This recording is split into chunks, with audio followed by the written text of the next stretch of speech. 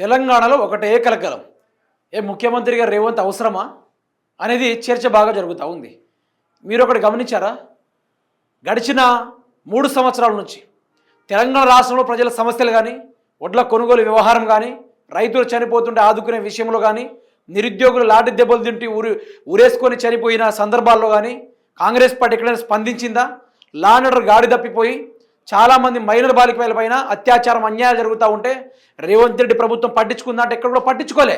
వాళ్ళకు కావాల్సింది మూటలు మోసుడు, సొంత పార్టీ వాళ్ళని బద్నాం చేసుడు, సొంత పార్టీ వాళ్ళని ఆగం చేసుడు, ఇదొక్కటే కనబడతా ఉంది మన రాష్ట్రంలో.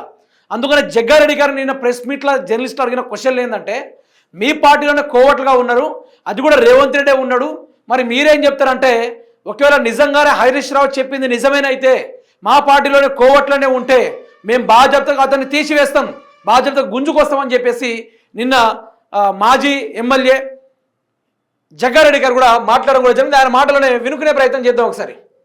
ఇక్కడ కోర్టులు ఉన్నదంట కదా, వీడియో పంపించిందంట కదా, ఆడికి ఏడవడం ఉంటే తోడుకలు తీస్తాం, అది ఏ విషయం. అది ఈయన కాంగ్రెస్ పార్టీ అయినా ఇది కాంగ్రెస్ పార్టీ.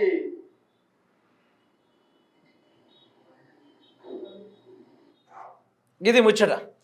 ఒకవేళ అట్లనే ఉంటే వాడెవడైనా సరే వాని తోడకలు తీస్తాం, అన్ని తోడకలు తీస్తాం. ఇది అసలు సిసలైన కాంగ్రెస్ పార్టీ.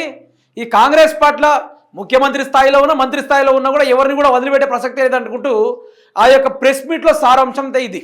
ముఖ్యమంత్రి గారిని మరింత కాపాడుకోవడానికి ఈరోజు రంగం సిద్ధమవుతుంది. ఏ విధంగా? రాష్ట్రంలో ఆయనకు ఫేవర్గా ఉన్న కొందరు మాత్రమే, రాష్ట్రంలో ఉన్న ఆయనకు ఫేవర్గా ఉన్న మరికొందరు ఎమ్మెల్యేల మంత్రులు మాత్రమే రేవంత్ రెడ్డికి ఫేవర్గా నిలబడతా ఉన్నారు.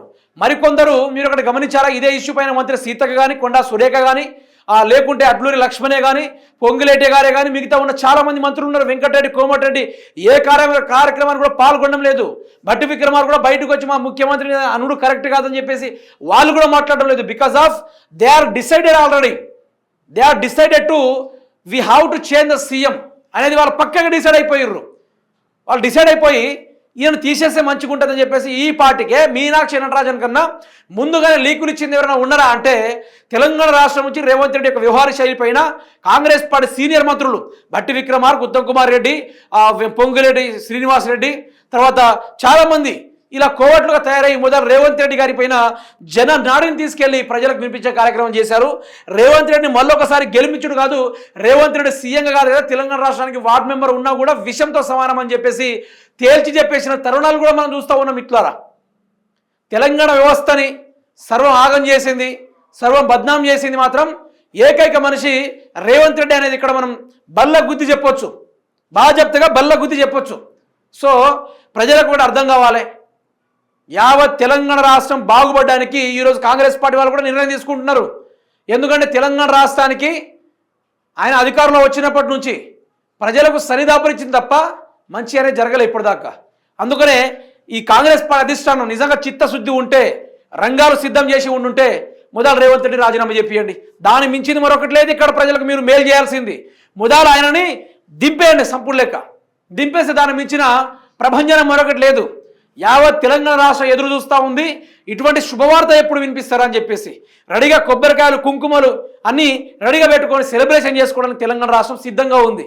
ఈరోజు రైతాంగాన్ని ముంచి 4.5 కోట్ల ప్రజల సమస్యలు గంగలో తొక్కి నిరుద్యోగులు ఉద్యోగాలు లేకుండా లాఠీలతోటి లాకప్లో వేసి వ్యవహరించిన తీరును కూడా మనం చూస్తూ ఉన్నాం. మిత్రులారా, ఇటువంటి ఘోర అన్యాయాలకు, అక్రమాలకు పాల్పడింది ఎవరైనా ఉన్నారా అంటే one and only Revanth Reddy మాత్రమే, one and only Revanth Reddy మాత్రమే.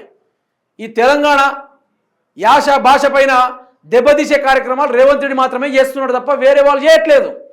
ఈరోజు కాంగ్రెస్ పార్టీలో ఉంటూ బీజేపీ పార్టీకి అనుకూలంగా, అదే తరహాలో టీడీపీ పార్టీకి అనుకూలంగా ప్రయత్నం చేసుకుంటూ తెలంగాణ సంపదను కొల్లగొట్టే కార్యక్రమం దిశగా రేవంత్ రెడ్డి చేస్తున్నాడు. ఈ తెలంగాణను మనం కాపాడుకోవాలి. అందుకనే వాళ్ళు ఏం చేస్తున్నారంటే మీనాక్షి నటరాజన్ లీకుల విషయంలో ఎవరైతే పాల్పడ్డారో అది ఫహీం ఖురేషే కావచ్చు, రేవంత్ రెడ్డే కావచ్చు, వీళ్ళిద్దరిపైన వేటు తప్పదు, మనం మార్చివేయాలి వీళ్ళని, ఇలాంటి వాళ్ళని ఎంత దూరం ఉంచితే అంత మంచిదని చెప్పేసి పొలిమేరలు దాటితే తప్పు లేదని చెప్పేసి మల్లికార్జున ఖర్గే నేను బల్లలు గుద్దిమని చెప్పిండు. నిన్ను ఉంచడం పద్ధతి కాదు, నేను తీసివేయాలని, నీ దాంట్లో వచ్చాడు మంది ఉన్నారు సీఎంగా చేయాలంటే వాళ్ళని పెట్టుకుంటాం, నువ్వు అవసరం లేదని చెప్పేసి పదే పదే రివర్స్ కావడం కూడా మనం చూసాం నిన్న.